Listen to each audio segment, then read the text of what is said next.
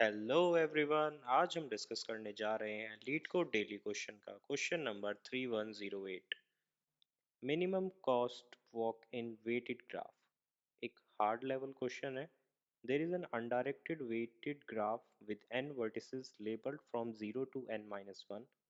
You are given the integer n and an array edges where edges I is equal to u, v and w. Indicate that there is an edge between vertex u and vertex v with a weight of w. तो आपको एक undirected weighted graph दिया गया है जिसमें total n vertices हैं और हर एक वर्टिस को एक लेबल दिया गया है 0 टू n-1। आपको एक एजेस एरे भी दिया गया है जिसके हर एक इंडेक्स पे तीन वैल्यू है u, v and w। u is the source vertex, v is the destination vertex and w is the जो वेट बोल सकते हैं या आप एज की लेंथ बोल सकते हैं, वो आपको दी गई। A walk on a graph is a sequence of vertices and edges. The walk starts and ends with a vertex, and each edge connects the vertex that come before it and the vertex that comes after it. It is important to note that a walk may visit the same edge or vertex more than once. तो एक walk बताई गई है। तो walk की simple सी definition है, अगर मैं ज़ीरो से फर्स्ट वर्टेक्स पे जा रहा हूँ थ्रू सम एज जिसकी वेट डब्लू है, देन मैं वन से टू जा रहा हूँ, देन टू से वन भी आ सकता हूँ, टू से थ्री भी जा सकता हूँ। तो ये एक वॉक है। अगर मैं इसको चलिए, जब मैं इसको ऑब्जर्वेशन को नोट डाउन कर रहा हूँ तो मैं आपको एग्जैक्टली पिक्टोरियल रिप्रेजेंटेशन भी दिखा दूंगा कि वॉक को कैसे बताया जा रहा है। The cost of a walk starting at node U and ending at node V is defined as the bitwise end of the weights of the edges traversed during the walk. In other words, if the sequence of edge weights encountered during the walk W0 to WK, then the cost is calculated as W0 and W1 and similarly till WK, where and denotes the bitwise end operator. तो जब आप walk दिखा रहे होंगे तो उसमें जितने भी एजेस से आप ट्रेवर्स करे होंगे उन सब एजेस का अगर हम बिटवाइज एंड ले लें तो वो वॉक की एक कॉस्ट फैक्टर बता रहा है। Here also given a 2D array named query where query I contains Si and Ti. For each query you need to find the minimum cost of the walk starting at vertex Si and ending at vertex Ti. तो एक query नाम का array है जिसके हर एक index पे S और T value दी गई है। सिमिलरली सोर्स एंड टर्मिनेशन आप समझ सकते हैं। आपको बताना है कि उस नोड से लेके एस नोड से लेके टी नोड तक मिनिमम वॉक कॉस्ट क्या हो सकती है। मतलब कितना आप कोई भी वॉक पाथ डिफाइन कर सकते हैं बट अल्टीमेटली आपको मिनिमम कॉस्ट निकालनी है वॉक पाथ की। If there exist no such walk the answer is -1। हो सकता है वो दोनों नोड कनेक्टेड ना हो, देन उस केस में आंसर -1 होगा। Return the array answer where answer I denotes the minimum cost of walk for query I. तो जितनी लेंथ क्वेरी एरे की थी, सिमिलरली आपको एक आंसर एरे रिटर्न करना है जिसके आयत इंडेक्स पर क्वेरी आई के लिए जो मिनिमम कॉस्ट निकली है वो होना चाहिए। काफ़ी लेंथी डिस्क्रिप्शन था। एक बार कंस्ट्रेंट्स को देख लेते हैं। तो जितने भी आपके एजेस हैं, टोटल नंबर ऑफ एजेस वो लेस देन 10⁵ है। आपकी क्वेरी की एरे की लेंथ भी समवॉट 10⁵ है। आपके number of node less than 10⁵ है और आपका एस ओ टी क्वेरी में इक्वल नहीं होगा। मतलब एटलीस्ट वन एज तो होगा अगर आप वॉक करने जा रहे हैं तो। पहले एग्जांपल में आपको जैसे दिख रहा है कि जो 4 है वो एक अलग कंपोनेंट है और 0 1 3 2 एक अलग कनेक्टेड कंपोनेंट है। तो मतलब ग्राफ फुल्ली कनेक्टेड नहीं है। अ, इसमें डिसजॉइंट कंपोनेंट्स भी हैं जो अपने अलग अलग ग्रुप्स में है। तो चलिए, जो भी हमने इस क्वेश्चन से ऑब्जर्वेशन ली है उनको नोट डाउन कर लेते हैं। तो सबसे पहली ऑब्जर्वेशन हमने डिस्कस ही कर ली, graph is not connected, there are disconnected components. Similarly ये एग्जांपल है। तो जो भी पेयर हम ऐसे बना रहे होंगे, मान लीजिए ये कंपोनेंट वन है, ये कंपोनेंट टू है जिसको ए और बी से डिनोट करा है। तो जो भी क्योंकि हमें एस आई और टी आई मिलेंगे हर एक क्वेरी पे, अगर एस आई इधर बिलोंग करता है और टी आई इधर बिलोंग करता है तो सिमिलरली उनका आंसर तो -1 ही होने वाला है क्योंकि उनके बीच में कोई वॉक पाथ एग्जिस्ट ही नहीं करता है। अब नेक्स्ट ऑब्जर्वेशन में जाने से पहले कुछ मैथमेटिकल टर्म्स को डिस्कस कर लेते हैं। या सबसे पहले मैं आपको वॉक बता देता हूँ कि एग्जैक्टली वॉक थी क्या। अगर नोड ज़ीरो पे हूँ मैं यहाँ से नोड वन पे गया, मान लीजिए उन ज़ीरो से वन में जो एज थी उस पे जो वेट था वो टू था। फिर मैं वन से टू पे गया, उसका वेट थ्री था। टू से थ्री पे गया, उसका वेट फोर था। मैं अगेन वन पे आ गया, थ्री से वन फाइव था। मैं अगेन सिक्स पे चला गया, सेवन। तो ज़ीरो से लेके सिक्स तक की ये जो पूरी वॉक है, इसको एक पूरा पाथ बताया गया है, और इन सब का जो एंड होगा वो हमारा वॉक की कॉस्ट होगी। तो एग्जैक्टली ये वॉक को डिस्क्राइब करा गया है। बाकी ऑब्जर्वेशन से पहले जो मैंने बात करी थी एक मैथमेटिकल ऑपरेशन की, तो जब भी आप ए एंड बी करते हो तो जो आपका रिजल्ट होता है सी, वो लेस देन और इक्वल टू होता है ए के, या लेस देन और इक्वल टू होता है बी के। कभी भी ए और बी का जो एंड ऑपरेशन से रिजल्ट आता है वो ए से बड़ा नहीं हो सकता, ना बी से बड़ा हो सकता है, क्योंकि एंड हमेशा मिनिमाइज कर रहा है दोनों ऑपरेशन को। ऐसा क्यों? क्योंकि आपके मान लीजिए आयत बिट ए में जो सेट थी, शायद वो बी में सेट ना हो। अगर वो बी में सेट नहीं होगी तो वो ए वाली बिट को भी अनसेट कर देगी, तो ए की वैल्यू ड्रॉप हो जाएगी। अल्टीमेटली सी में जो सेट बिट होनी चाहिए थी ए की, वो नहीं रहेगी। तो आपका जो सी है वो हमेशा लेस देन और इक्वल टू होगा ए और बी के। फ्यूचर केस के लिए अगर आपको मैं एक और इसका अपोजिट चीज़ समझाऊं, तो जब आप ए और बी करते हो तो जो सी बनता है वो हमेशा ग्रेटर और इक्वल टू होता है बी के। आई होप आप इसको खुद ही डिड्यूस कर लेंगे। अब हमारे आते हैं एग्जैक्टली सॉल्यूशन की तरफ चलते हैं। सबसे पहले जब हमने ये क्वेश्चन देखा होगा या किसी ने भी देखा होगा, तो सबसे पहला आइडिया आया होगा कि डाइक्स्ट्रा एल्गोरिथम को यूज़ कर लेते हैं शॉर्टेस्ट पाथ निकालने की। वही फेमस एल्गोरिथम होती है ग्राफ में। बट हम यहाँ पे डाइक्स्ट्रा दो चीज़ों से यूज़ नहीं कर सकते। पहला तो कंस्ट्रेंट बहुत ज़्यादा है, आपकी क्वेरी ही 10⁵ है, एन की वैल्यू 10⁵ है। डाइक्स्ट्रा यहीं पर एन लॉग एन ले जाएगी, प्लस मैं हर एक क्वेरी के लिए अगर डाइक्स्ट्रा चलाऊंगा तो N cross N log N, तो ये एन स्क्वायर हो जाएगा, जो कि एक सेकंड में ऑपरेशन परफॉर्म हो नहीं पाएंगे। बट डाइक्स्ट्रा को यूज़ करने का ये रीज़न नहीं है।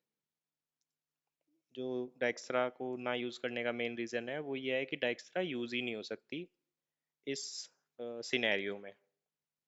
क्योंकि जो डाइक्स्ट्रा में एग्जैक्टली यूज़ केस होता है ना, वो डिपेंड करता है कि जो आप कॉस्ट फंक्शन यूज़ कर रहे हो वो कैसा है। जैसे आपका डाइक्स्ट्रा में चल क्या रहा होता है, हर एक नोड के लिए आप एक कॉस्ट कैलकुलेट करके चल रहे होते हो।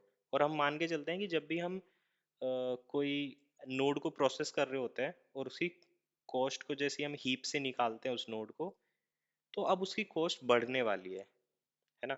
मैं एक्स में कुछ प्लस करने वाला हूँ तो कॉस्ट बढ़ने वाली है, और कॉस्ट बढ़ती रहेगी धीरे धीरे उस एलिमेंट की जो जिसको मैं प्रोसेस कर रहा हूँ।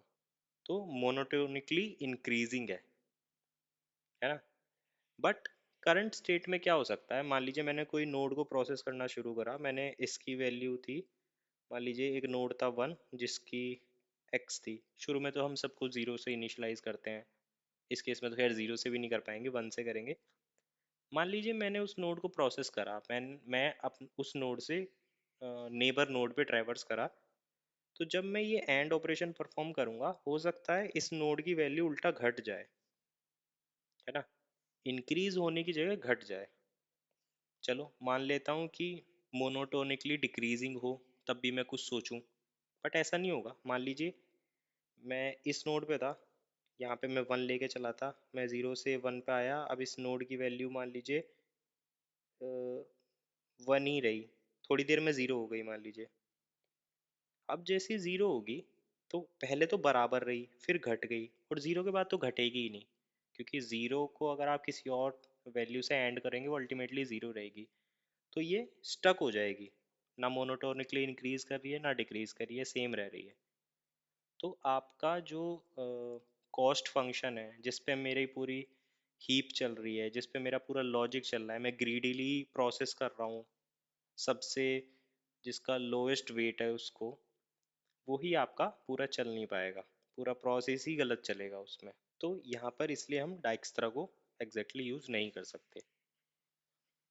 अब आती है बात जो हमने अभी एक ऑब्जर्वेशन ली कि शुरू में वन था, माइट भी थोड़ी देर में ज़ीरो हो जाए और फिर ज़ीरो के बाद कभी वो वापस हो ही नहीं पाएगा। तो दो ऑब्जर्वेशन जो हमने देखी, वॉक कैन बी ज़ीरो, तो हमारी वॉक ज़ीरो हो सकती है और वॉक ऑलवेज रिड्यूसेस, है ना। ये रिड्यूस वाला तो हमने डिड्यूस करा ए एंड बी से, और ज़ीरो अभी हमने देखा कि हो सकता है मैं किसी दो वैल्यू को ऐड करूं और वो ज़ीरो हो जाए, उसके बाद तो सारी ही वैल्यू ज़ीरो होने वाली है। अब एक इससे हम सॉल्यूशन की तरफ बढ़ रहे हैं। मान लीजिए मेरे पास एक ग्राफ है, 0 1 2 3, ठीक है। ये मेरे चार नोड है, ए बी सी इनका डब्लू वेट है। मैं इनको न्यूमेरिक वैल्यू इसलिए नहीं दे रहा हूँ क्योंकि मैं हाइपोथेटिकली कुछ चीज़ें अभी एक्सप्लेन करने वाला हूँ। मान लीजिए कि सी एंड बी ज़ीरो बनाता है, कोई भी वैल्यू लिख लेना आप जो ज़ीरो बना रही होगी, ठीक है। तो 1 से 3 के लिए अगर मैं क्वेरी लिखूं कि 1 से 3 के लिए क्वेरी आई, 1 से 3 में मिनिमम वॉक पाथ क्या होगा, तो मैं बी और सी को ज़ीरो मान लूँगा। तो 1 से 3 के लिए आंसर हमारा ज़ीरो होगा, ठीक है। 2 से 3 के लिए क्या होगा, आप बोलोगे 2 से 3 तो डायरेक्टली कनेक्टेड है सी के, तो सी ही होगा। बट क्या ज़रूरी है कि मैं सी को आंसर लूँ? मेरे पास एक चॉइस ये भी तो है कि मैं 2 से 3 पे जाऊँ, सॉरी 2 से 1 पे जाऊँ, 1 से दोबारा 2 पर आऊँ और 2 से फिर 3 पे जाऊँ। तो जब मैं 1 से 2 पे जाऊँगा तो ये बी होगा, 2 से 3 पे जाऊँगा ये सी होगा, और बी क्रॉस सी मतलब बी एंड सी तो पहले ही ज़ीरो हो चुका है। तो उसके साथ में अगर इसका कुछ भी एंड करूँगा तो वो भी ज़ीरो होगा। सॉरी, 2 1 1 2 2 3, हाँ करेक्ट। तो मैं इसको भी ज़ीरो बना सकता हूँ। सिमिलरली अगर मैं 3 1 को देखूँ, ओ सॉरी 0 1 को देखूँ, होने को 0 1 ए हो सकता है, बट अगर मैं दो बार आइटरेट करके किसी ना किसी तरीके से बी और सी एज को यूज करूँ अपनी पाथ में, तो मैं इसको भी ज़ीरो बना सकता हूँ। तो किसी भी कनेक्टेड कंपोनेंट में अगर मुझे सारी एजेस का एंड लेने के बाद ज़ीरो मिलता है, तो मैं किसी भी दो एलिमेंट के वॉक पाथ का जो कॉस्ट है उसको ज़ीरो बना सकता हूँ, ज़बरदस्ती उन एजेस को यूज़ करके जो मुझे ज़ीरो दे रहे हैं। आई थिंक मैं क्लियर हूँ इन इस पूरे स्टेटमेंट पे।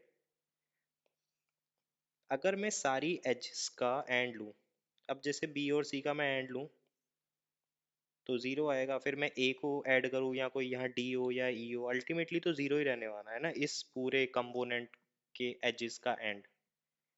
तो अगर ये पूरा कंपोनेंट मुझे ज़ीरो दे रहा है तो इस कंपोनेंट में जितने भी नोड्स हैं वो एक दूसरे से कभी भी क्वेरी पर ज़ीरो ही देंगे। मैं किसी भी तरीके से घुमा फिरा के वॉक पाथ में इंक्लूड कर सकता हूँ उस पाथ को जो अल्टीमेटली ज़ीरो दे रहा होगा, ठीक है। Deduction, for a given group slash component, मैं ग्रुप और कंपोनेंट उसे बोल रहा हूँ जो कनेक्टेड कंपोनेंट है ग्राफ का, जैसे कि ये, अगर इनके एजेस का एंड ज़ीरो आ रहा है, then for every pair in this component answer is zero. अब यहाँ पे क्वेश्चन अराइज होता है, अगर ज़ीरो नहीं आया तो देन आंसर इज सेम।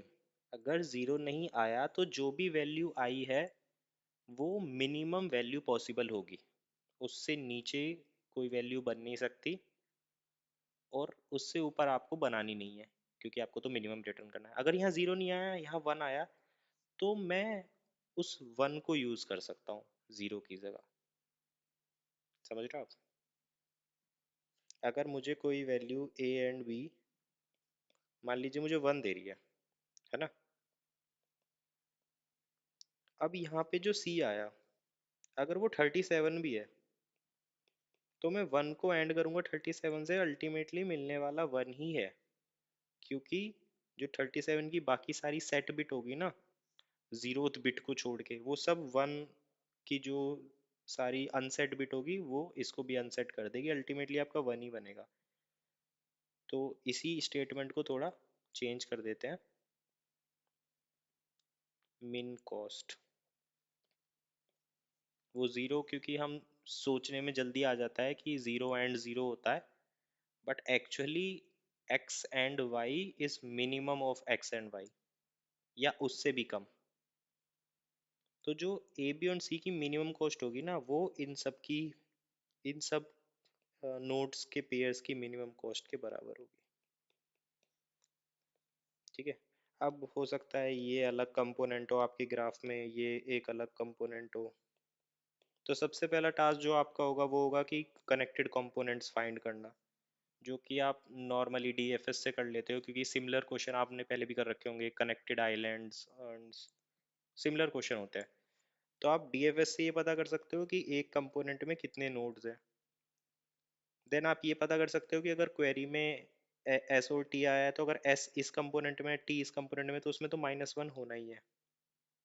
जब एक बार आप कंपोनेंट फाइंड आउट कर लो कि इस कंपोनेंट में जितने एज आते हैं, आप उन सब का एंड भी निकाल सकते हो, इसका भी। और जो क्वेरी में आपके एस और टी इस ग्रुप में लाई करते हैं, तो इसका आंसर, इस ग्रुप में लाई करते हैं तो इसका आंसर। That's it. तो क्वेश्चन में तो यही था। काफ़ी इंटरेस्टिंग क्वेश्चन था। देखने में ऐसा लग रहा है कि ग्राफ के डिस्टेंस वाली एल्गोस का यूज़ होना है, बट वैसा नहीं है। थोड़ा मैथमेटिकली यूजेस ज़्यादा है। तो चलिए इसी लॉजिक को एक बार पाइथन में कोड कर लेते हैं। तो चलिए पाइथन में लॉजिक को इम्प्लीमेंट कर लेते हैं। सबसे पहले एक बेसिक किसी भी ग्राफ क्वेश्चन में हम एडजेसेंसी लिस्ट बनाते हैं, ताकि हम हर एक नोड से कितनी एजेस जाते हैं, या वो नोड किन किन बाकी नोड्स को कनेक्ट करता है, उसको इजीली फाइंड कर सके। तो डिफ़ॉल्ट डिक्शनरी इनिशलाइज कर लेते हैं पाइथन में।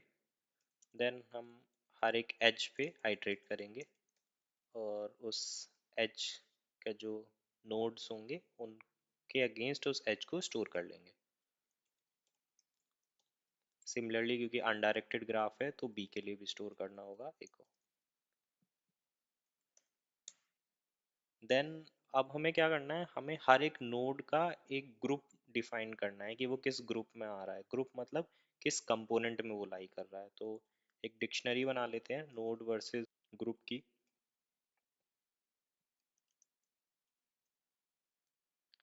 अब हमें सिंपल एक कोड लिखना है, एक डीएफएस कोड, जिसमें करंट नोड को हम एज एन आर्ग्यूमेंट पास करते हैं। और क्योंकि हमें हर एक नोड के लिए एक यूनिक ग्रुप आईडी चाहिए होगी, हम एक ग्रुप आईडी को भी एज एन आर्ग्यूमेंट यूज करेंगे। चेक कर लेंगे कि ये नोड पहले ही प्रोसेस हो चुका है या नहीं। अगर नहीं तो हम ऐड कर लेंगे नोड वर्सेस ग्रुप में। तो ये जो नोड होगा, इसको हम असाइन कर देंगे ग्रुप आईडी जो भी करंट चल रही होगी। देन हम इस नोड को प्रोसेस करेंगे, इसके सारे नेबर्स को प्रोसेस करेंगे for V in ad ADJ जो हमने यूज़ करा है वेरिएबल यू। अब हमें ये देखना होगा कि हमने जो नोड हम प्रोसेस करने वाले हैं वी, ये ऑलरेडी प्रोसेस तो नहीं कर लिया पहले। उसके लिए हम बस सिंपली चेक कर लेंगे कि इसमें एंट्री प्रेजेंट है या नहीं। अगर नहीं है, देन हम रिकर्सिवली कॉल करेंगे इस नोड को प्रोसेस करने के लिए। अगर एंट्री प्रेजेंट नहीं है तो हम डीएफएस कॉल करेंगे विथ सेम ग्रुप आईडी।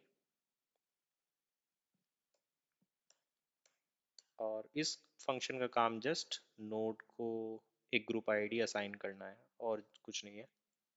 अब हमें ये जो फंक्शन है ये बाहर लूप में रन करना है। तो हम सिंपली हर एक नोड पे आइटरेट कर रहे हैं, चेक कर रहे हैं कि जो करंट नोड हम प्रोसेस करने वाले हैं वो किसी डीएफएस कॉल में प्रोसेस तो नहीं हो गया। If I not in node versus group, then हम डीएफएस को कॉल करेंगे इस इंडेक्स के लिए with a group ID. Group ID हम 0 से इनिशलाइज कर लेते हैं। एंड फॉर एवरी ग्रुप, तो ये जो है, ये जो फंक्शन जब रन करेगा तो it will find a connected component starting from ith node. ठीक है, तो इसके बाद मतलब हमारा एक ग्रुप फिक्स हो जाएगा, हमें नेक्स्ट ग्रुप के लिए आइटरेट करना होगा। अगर कोई बचेंगे, हो सकता है एक ही ग्रुप में आपके सारे नोड्स आ जाएं,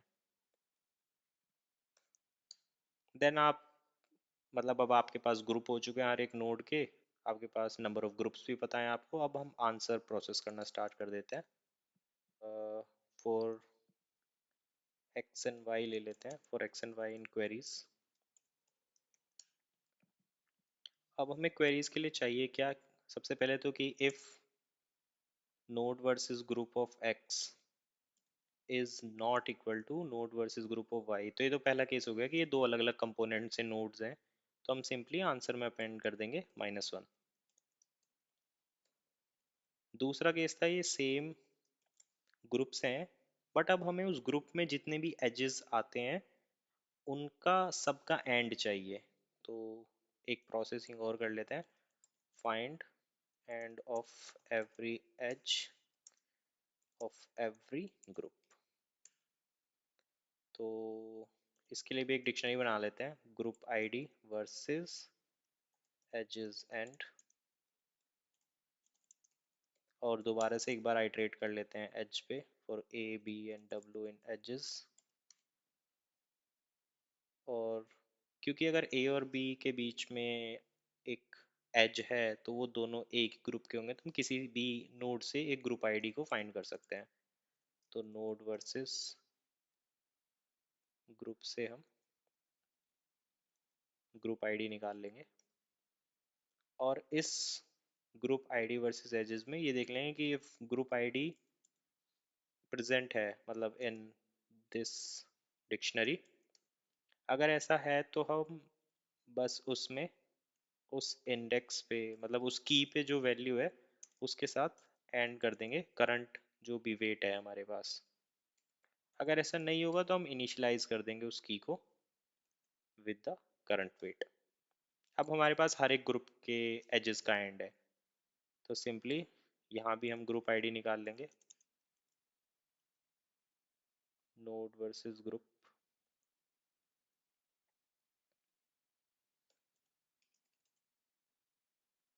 यहाँ भी सेम केस है, अगर एक्स और वाई ये नहीं है, अलग अलग ग्रुप से नहीं है, तो मतलब वो सेम ही ग्रुप से होंगे, तो मैं ग्रुप आईडी किसी से भी निकाल सकता हूँ। और answer dot append group ID versus edges group ID, और इन दी एंड ये जो हमारा आंसर एरे बन रहा था हम इसको रिटर्न कर देंगे। तो कोड में तो यही था, फर्स्ट हमने यहाँ पर ग्रुप्स बनाए, हर एक ग्रुप का हमने एजेस के एंड को फाइंड करा, और यहाँ पर एक सिंपल इफ और एल्स स्टेटमेंट है। तो एक बार इनपुट टेस्ट केसेस को रन कर लेते हैं। तो queries are not defined, sorry, input test cases run कर लेते हैं। dict is not callable, line number 39। Okay, तो हमारे इनपुट टेस्ट केसेस पास हो रहे हैं। एक बार सिस्टम टेस्ट केसेस को भी देख लेते हैं। तो हमारे सिस्टम टेस्ट केसेस भी चल रहे हैं। टाइम कॉम्प्लेक्सिटी को देख लेते हैं। आपका एक लूप ये है जो एजेस का लूप है, O ऑफ n।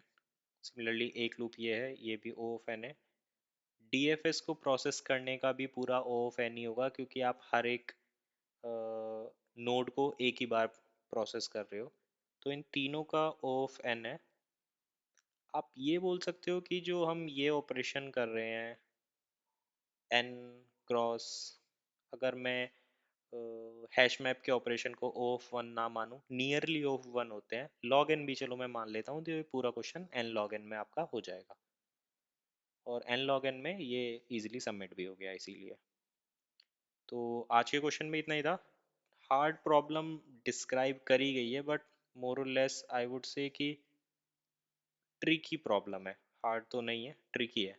तो आई होप इस वीडियो को देखने के बाद आपको एक बेटर अंडरस्टैंडिंग मिली होगी कि ऐसे क्वेश्चंस को कैसे टैकल करते हैं। तो चलिए मिलते हैं किसी और ट्यूटोरियल में, किसी और वीडियो में, तब तक के लिए बाय बाय।